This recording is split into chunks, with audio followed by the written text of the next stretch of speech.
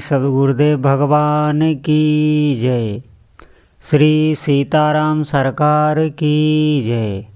श्री राधा रमण लाल की जय। श्री गौरी शंकर महादेव की जय। सभी दर्शकों और भक्तों को कोटि कोटि प्रणाम। सबको प्रेम भरा जय जय श्री राधे, जय जय श्री सीताराम। जितने भी साधक हैं, भक्त हैं, बहुत ही महत्वपूर्ण विषय है और सभी साधक बहुत ध्यान से सुनेंगे। देखिए, चाहे जैसी भी हमारी परिस्थिति हो, चाहे हमारे इस मन के अनुकूल हो और चाहे हमारे इस मन के प्रतिकूल हो, साधक वही चतुर है जो भजन को ना छोड़े, जिसके चित्त में ये बैठ गया है कि केवल भजन से ही वो सुख मिल सकता है जिस सुख का कभी भी नाश नहीं होता। आप ध्यान दें। और जितने भी जीव हैं वो सभी उसी की ओर अग्रसर हैं, लेकिन मोह के वश, अज्ञान के वश उनकी दिशा गलत है। आप बहुत ध्यान से सुनेंगे और वो समझ भी नहीं पाते। क्यों? क्योंकि अज्ञान का पर्दा पड़ा हुआ है। जो सुख का स्रोत है, जो अगाध सुख का स्रोत है, वो केवल भजन से ही प्राप्त हो सकता है, भगवान नाम जप से ही प्राप्त हो सकता है। नहीं तो आप ध्यान रखेंगे कि जिस भी वस्तु या व्यक्ति का अभी संयोग बना हुआ है, हम जिसकी सानिध्य से सुख ले रहे हैं, तो एक बात ध्यान रखें, उसका वियोग भी होता है।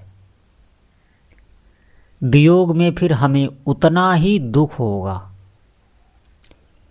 क्योंकि जो भी वस्तु व्यक्ति हमें प्राप्त है, हम उसके अधीन हो जाते हैं और भूल जाते हैं। हम भजन को ही भूल जाते हैं।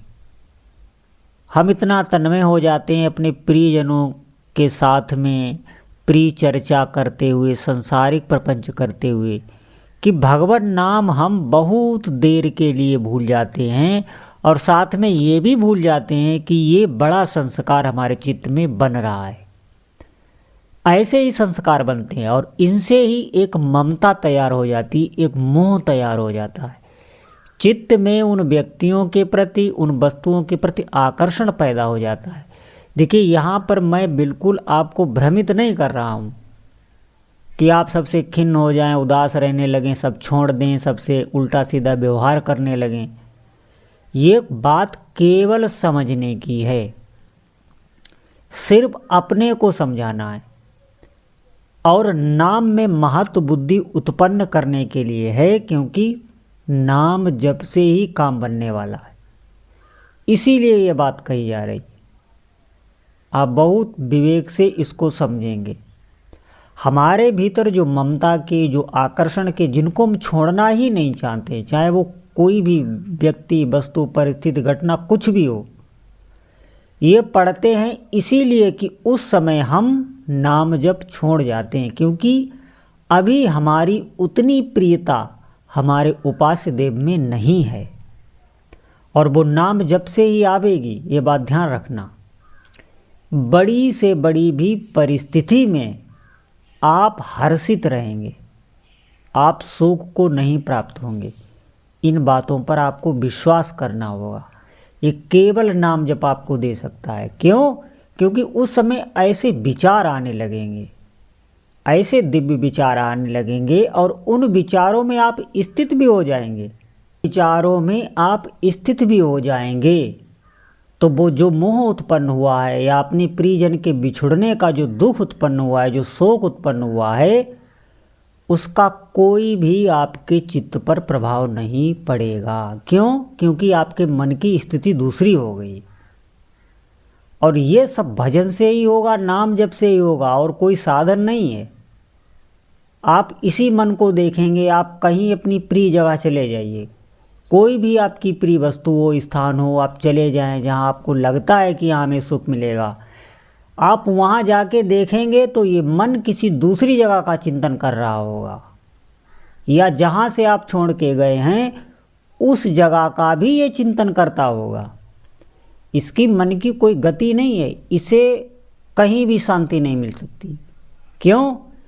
क्योंकि इसे शांति वहीं मिलेगी जहाँ से ये उत्पन्न हुआ है, ये भगवान का ही अंश है, और इसे शांति सिर्फ उनके नाम में ही मिलेगी, क्योंकि नाम और रूप में भेद नहीं है, रूप हमें सुलभ नहीं है, इसलिए हमें भगवान नाम जब पकड़ना है। नाम में ही इस मन का विलय होता है और ये उस वस्तु को पा जाता है कि हमेशा के लिए सुखी हो जाता है, प्रसन्न हो जाता है, और फिर इसकी कोई इच्छा नहीं रहती, कोई कामना नहीं रहती। ये ध्यान रखें, हमारी इच्छाएं पर इच्छाएं प्रकट होती रहती हैं। इसका कारण है हम भीतर से अभावग्रस्त हैं, हमारा अभी कोई कनेक्शन प्रभु से नहीं है।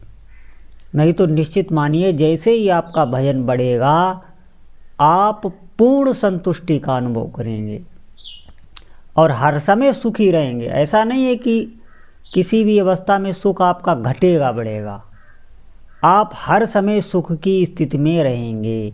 और अगर प्रभु के प्रेम की प्राप्ति हो गई तो हमेशा आपका सुख बढ़ेगा, हमेशा बढ़ेगा, और नए नए रूप से बढ़ेगा, नए नए ढंग से बढ़ेगा।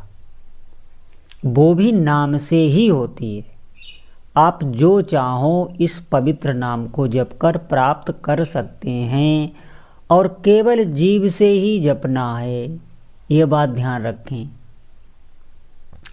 जीव से ही नाम जप करना है, और आपको तमाम सिद्धियों के बारे में सोचने की आवश्यकता नहीं है कि ऐसे नाम जप करेंगे तो ज़्यादा लाभ होगा, ऐसे नाम जप करेंगे तो ज़्यादा लाभ होगा। आप वाचिक ही नाम जप करिए। वाचिक जप में सब कुछ छुपा हुआ है, ये ध्यान रखेंगे, सब कुछ छुपा हुआ है। आगे का मार्ग अपने आप नाम भगवान आपको ले जाएंगे। आप वाचिक ही पकड़िए। जैसे नाम में नाम रूप लीला और धाम सब कुछ छुपा हुआ है, ऐसे ही वाचिक जाप में सब छुपा हुआ है, ये ध्यान रखें। जितनी भी नाम की सिद्धि हैं, नाम मध्यमा में जाता है, पश्यंती में जाता है, फिर परा से जप होने लगता है, ये जितने भी नाम के सूक्ष्म, आप ध्यान रखें, सूक्ष्म जितना नाम सूक्ष्म होता चला जाएगा उतना ही मध्यमा में, फिर पश्यंती में, फिर परा में। लेकिन एक बात ध्यान रखना, अगर आपका वाचिक नाम जप चल रहा है तो बिना परा के नाम जप किए हुए आप वाचिक जप ही नहीं सकते। तो सभी शेष 3 जगहों पर वो अपने आप चल रहा होता है। लेकिन अगर आपका मध्यमा से चलने लगा तो आपका वाचिक नहीं चलेगा। ये विशेष ध्यान करने योग्य बात है। और अगर आपका पश्यंती से चलने लगा है तो मध्यमा और वाचिक से नहीं चलेगा। और अगर आपका परा से चलने लगा है तो पश्यंती, मध्यमा और वाचिक से नहीं चलेगा। तो इसका मतलब है अगर हमारा वाचिक जप हो रहा है तो शेष 3 जगहों से वो होता ही है, तभी शब्द निकलते, तभी बोलते हैं। तो ये ध्यान करने योग्य बात है। वाचिक जप बहुत महत्वपूर्ण है। हम इसको बहुत हल्के में ले लेते हैं, हम उपांशु में जाने लगते हैं, मानसिक में जाने लगते हैं। आप वाचिक जप ही करिए। आपके कुछ समझ में नहीं आ रहा, आपका मन नहीं लग रहा, आप वाचिक करके देखें। वाचिक जप को ही संकीर्तन कहते हैं। जब जोर जोर से आप नाम जप करने लगते हैं तो वही संकीर्तन हो जाता है, जो समस्त पापों को हरने वाला है, नाम संकीर्तन। तो नाम जप एक ऐसी साधना है जो अद्भुत है, स्वयं में अद्भुत है। और इस संसार में जो हमें मोह दुख देने वाला है, इसका नाम भगवान नाम जप से ही होता है। और कोई कितना बड़ा भी आप अनुष्ठान कर लें, आप मोह से ग्रसित ही रहेंगे, कहीं न कहीं मोह आपका बना हुआ रहेगा। इसमें क्या होता है, यही जो हमारा मोह संसार की तरफ है, यही आसक्ति हमारी नाम में हो जाती है, उसे ही हम सिद्ध कह देते हैं, स्वतः ही नाम चलने लगता है। तो हमें नाम की ऊंचाइयों तक जाना है। भगवान नाम जप से बड़ी कोई साधना नहीं।